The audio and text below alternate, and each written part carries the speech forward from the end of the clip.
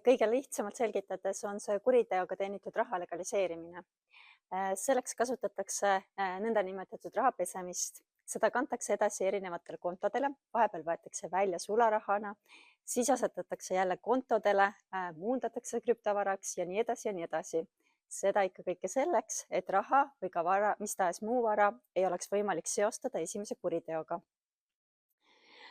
Tihtipeale satuvad sellesse skeemi inimesed, kes aitavad rahapesule kaasa teadlikult, aga mõnikord ka teadmatult.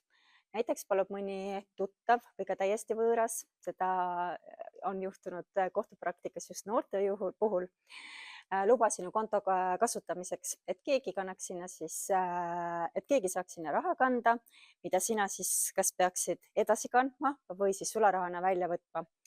Tavapäraselt käib selle juurde boonusena siis ka väikese teenustasu teenimine, kuid selliselt võidakse siis kaasa aidata rahapesule, ehk siis sa pead olema valmis selleks, et sind võidakse uurimisasutuste selgituste andmiseks kutsuda ja halvimal juhul võid sa siis ka ise kohtupinki sattuda.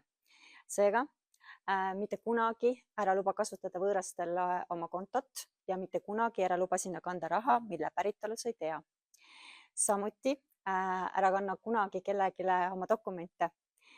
Sinu dokumentidega on võimalik sinu nimele võtta erinevaid laenukohustusi, näiteks kiirlaene, samuti järelmaksulepingud, tellida illegaalseid kaupu või asustada ka äriühinguid, mida siis erinevates petuskeemides ära kasutada.